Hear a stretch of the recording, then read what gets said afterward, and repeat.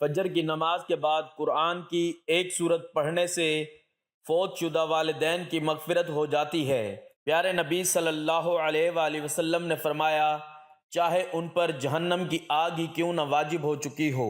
بسم اللہ الرحمن الرحیم۔ محترم ناظرین، بخاری شریف میں ہمارے آقا سید المرسلین صلی اللہ علیہ وآلہ وسلم کی حدیث مبارکہ ہے کہ جب بھی میرا امتی نماز فجر کے بعد یہ سورت پڑھے گا تو اس کی بخشش و مغفرت کر دی جائے گی۔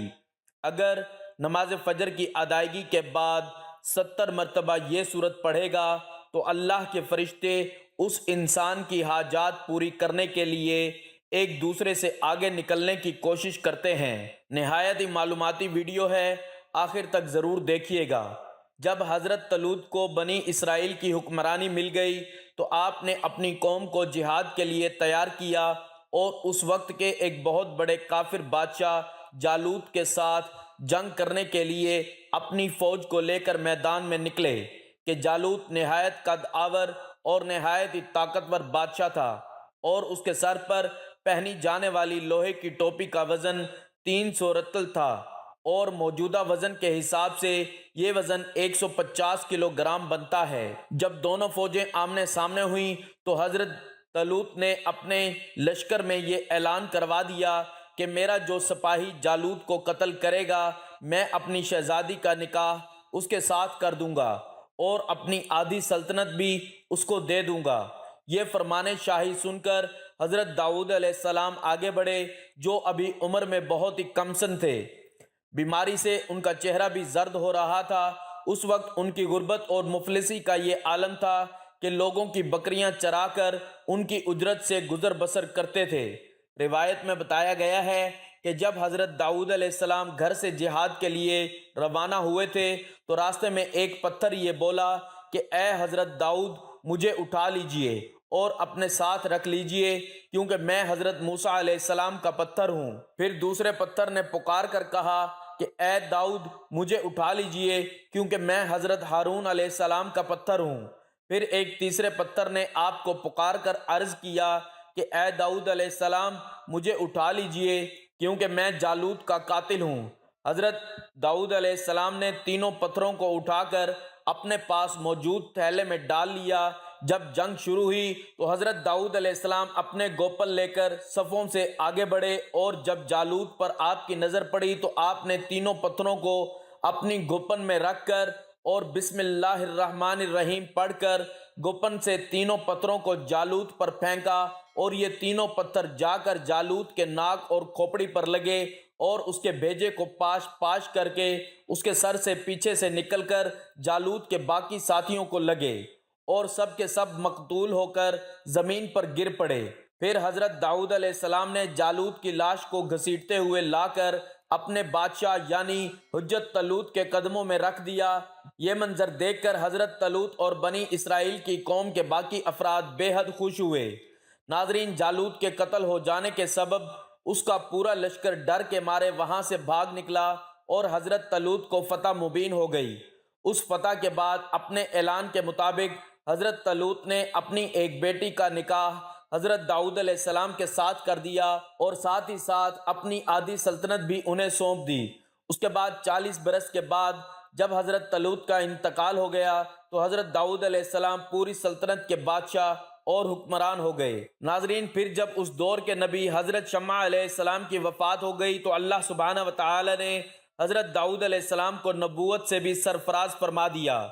جان لیجئے کہ حضرت داؤد علیہ السلام سے پہلے یہ دونوں اعزازات و عہدہ جات یعنی نبوت اور بادشاہت کسی بھی ایک انسان کو نہیں ملے تھے۔ آپ پہلے انسان تھے جو ان دونوں عہدوں پر سرفراز ہو کر 70 برس تک ان دونوں منصوبوں کے فرائض کو پورا کرتے رہے۔ پھر آپ کے بعد آپ کے فرزند حضرت سلیمان علیہ السلام کو بھی اللہ سبحانہ و تعالی نے سلطنت اور نبوت کے دونوں اعلیٰ مرتبوں سے سرفراز فرمایا۔ ناظرین، اس دور میں بنی اسرائیل میں یہ رواج عام تھا کہ وہ بالکل ننگے بدن ہو کر مجمع عام میں غسل کیا کرتے تھے، لیکن حضرت موسیٰ علیہ السلام کیونکہ اسی قوم کے ایک فرد تھے اور اسی قوم میں پلے بڑے تھے اور اللہ تبارک و تعالی نے ان کو نبوت اور رسالت سے سرفراز فرمایا تھا، لہٰذا آپ کی عظمت نبوت اس قسم کی بے حیائی اور بے غیرتی والی رسم کو کیسے قبول کر سکتی تھی؟ آپ بنی اسرائیل کی اس بے حیائی سے سخت نالاں اور بیزار تھے، لہٰذا آپ علیہ السلام ہمیشہ تنہائی میں یا تہبند باندھ کر غسل کیا کرتے تھے۔ بنی اسرائیل نے جب یہ غور کیا آپ کبھی بھی ننگے بدن ہو کر غسل نہیں کرتے، ان کے چند شریر لوگوں نے آپ پر تہمت لگا دی کہ آپ کے جسم کے اندرونی حصے میں یا تو برس کی بیماری کے سبب سفید داغ ہیں یا آپ کے جسم کے اندر کوئی خامی ہے جس کو چھپانے کے لیے ہی آپ کبھی برہنہ نہیں ہوتے۔ ان ظالموں نے اس تہمت کا ایسا پروپیگنڈا کیا کہ ہر طرف ان کی اس بات کا چرچا پھیل گیا، لیکن جب اس مکروہ تہمت کی شورش کا حضرت موسیٰ علیہ السلام کو علم ہوا تو آپ انتہائی رنج و غم اور کوفت میں مبتلا ہو گئے۔ اللہ سبحانہ وتعالی اپنے برگزیدہ رسول اور کلیم اللہ کے رنج کو بھلا کیسے گوارا کر سکتا تھا، اور آپ پر لگائی گئی تہمت اللہ رب العزت کو بھلا کیوں کر گوارا اور پسند ہو سکتی تھی؟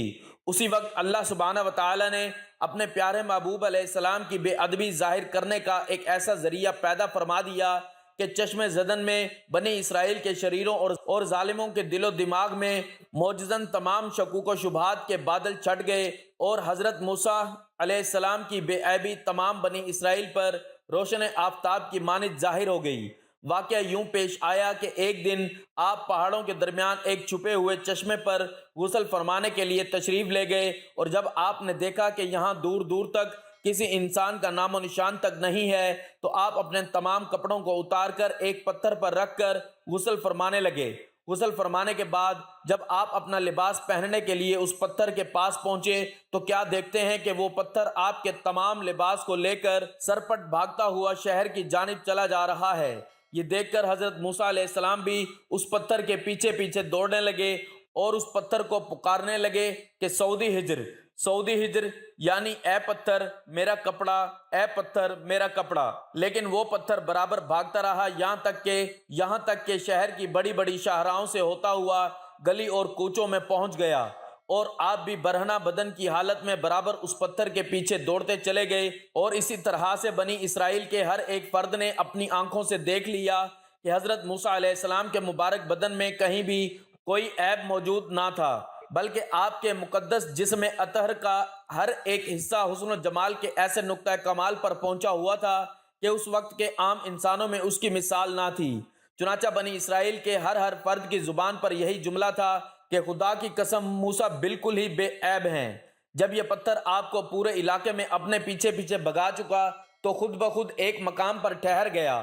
آپ نے جلدی سے اپنا لباس زیب تن کیا اور اس پتھر کو اٹھا کر اپنی جھولی میں رکھ لیا۔ ناظرین، میدان میں اس پتھر پر حضرت موسیٰ علیہ السلام نے اپنا عصا مار دیا تھا تو اس میں سے 12 چشمے جاری ہو گئے تھے، جس کے پانی کو 40 سال تک بنی اسرائیل کے لوگ میدان طے میں استعمال کرتے رہے تھے۔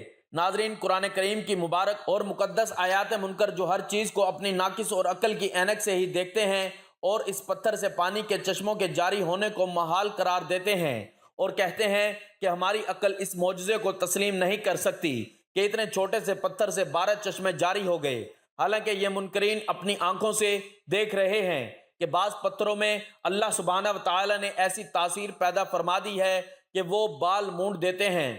بعض پتھر سرکہ کو تیز اور ترش بنا دیتے ہیں۔ بعض پتھروں کی خوبی ہے کہ وہ لوہے کو دور سے کھینچ لیتے ہیں۔ بعض پتھروں سے موذی جانور بھاگ جاتے ہیں۔ بعض پتھروں سے جانوروں کا زہر اتر جاتا ہے۔ بعض پتھر دل کی دھڑکن کے لیے تریاک ہیں۔ بعض پتھروں کو آگ نہ جلا سکتی ہے اور نہ گرم کر سکتی ہے، جبکہ بعض پتھروں سے آگ نکل پڑتی ہے، آتش فشاں پھٹ پڑتا ہے۔ تو جب اللہ سبحانہ وتعالی نے پتھروں میں طرح طرح کی خوبیاں پیدا فرما دی تو کسی پتھر میں چشمے جاری ہو جانا کون سی محال بات ہے۔ لہٰذا حضرت موسیٰ علیہ السلام کے اس پتھر میں اللہ سبحانہ وتعالی نے یہ خاصیت پیدا فرما دی کہ وہ زمین کے اندر سے پانی کو جذب کر کے چشموں کی شکل میں باہر نکالتا رہے، یا ہو سکتا ہے کہ اس پتھر میں یہ تاثیر ہو کہ جو ہوا اس سے ٹکراتی ہو وہ پانی بن کر مسلسل بہتی رہے۔ اور جان لیجئے کہ اللہ سبحانہ وتعالی کی قدرت سے یہ امر نہ محال ہے اور نہ بعید ہے۔ لہٰذا قرآن پاک میں فرمائے گئے ایسے تمام معجزات پر ایمان لانا دین کی لازم شرط ہے اور ان کا انکار کرنا کفر ہے۔ ناظرین، حضرت ابو ہریرہ رضی اللہ تعالیٰ عنہ فرماتے ہیں کہ اللہ کے حبیب سید الانبیاء و سید المرسلین جناب محمد صلی اللہ علیہ وآلہ وسلم نے ارشاد فرمایا کہ اللہ تعالیٰ اپنے ایک بندے کا جنت میں ایک درجہ بلند فرماتا ہے تو بندہ عرض کرتا ہے کہ اے رب مجھے یہ درجہ کیسے ملا؟ تو اللہ رب العزت فرماتا ہے کہ یہ تیرے لڑکے کی تیرے لیے دعائے مغفرت کرنے کی وجہ سے ہے۔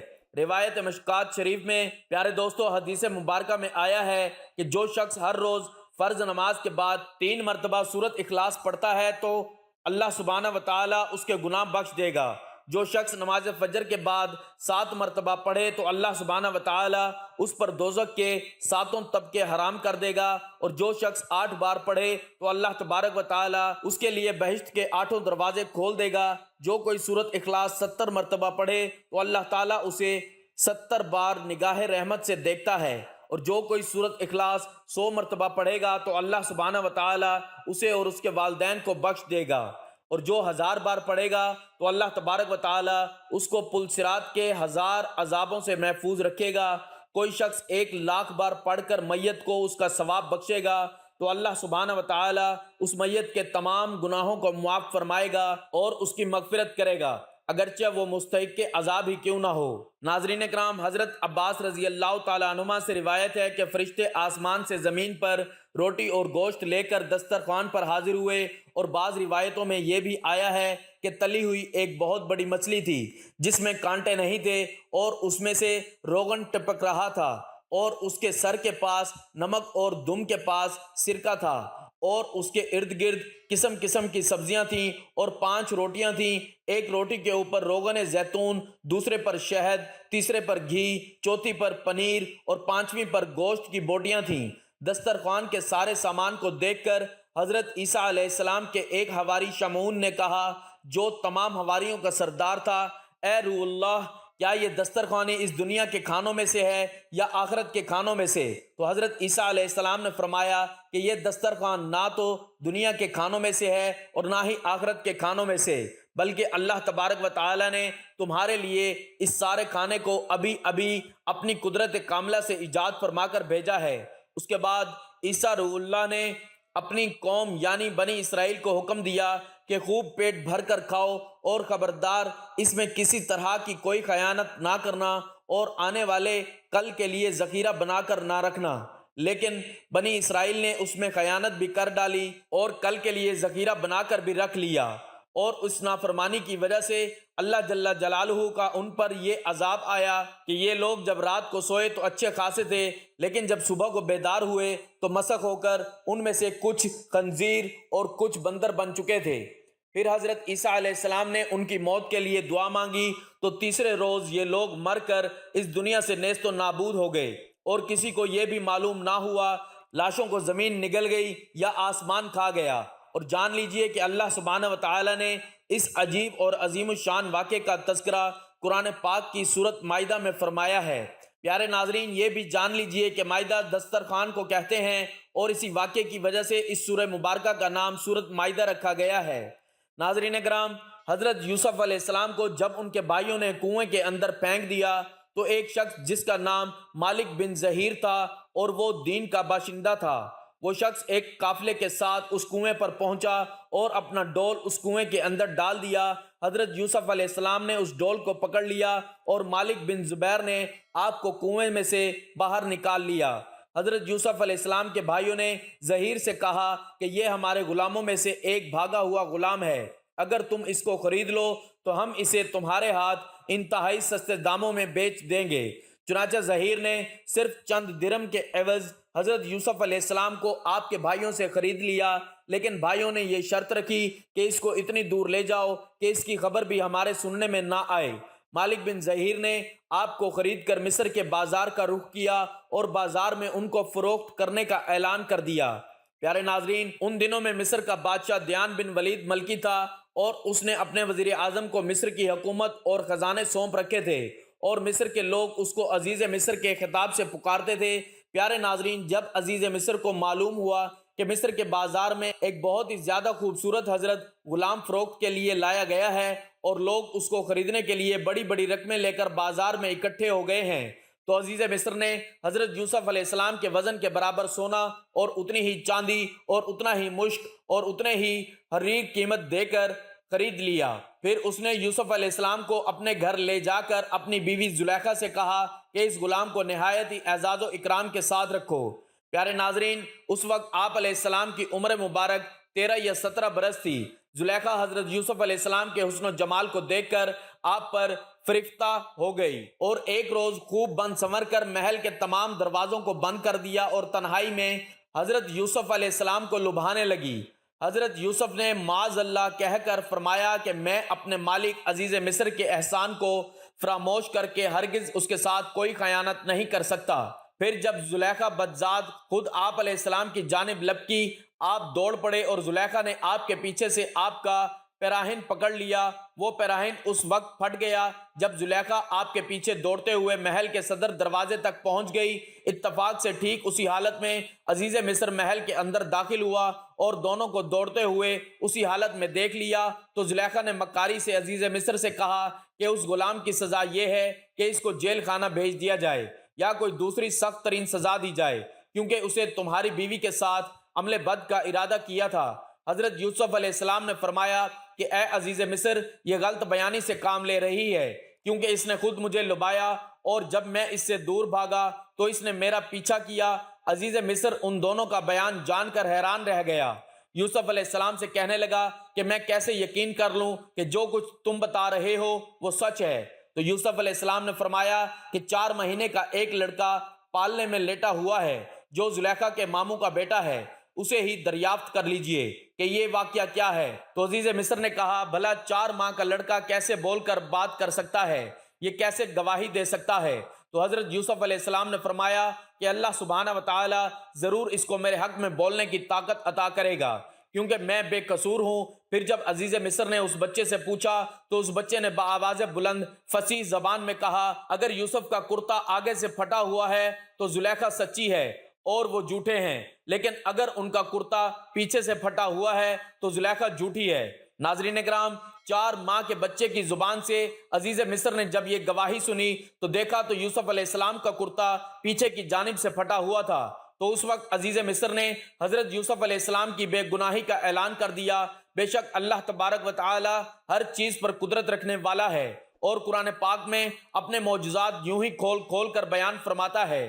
بے شک یوسف، موسیٰ اور عیسیٰ کا خدا وہی ہے جس کی عبادت ہمارے پیارے رسول صلی اللہ علیہ وآلہ وسلم نے کرنے کا حکم دیا ہے۔ وہی خدا ہے جو اپنے گناہگار بندوں کی بخشش و مغفرت فرما دیتا ہے۔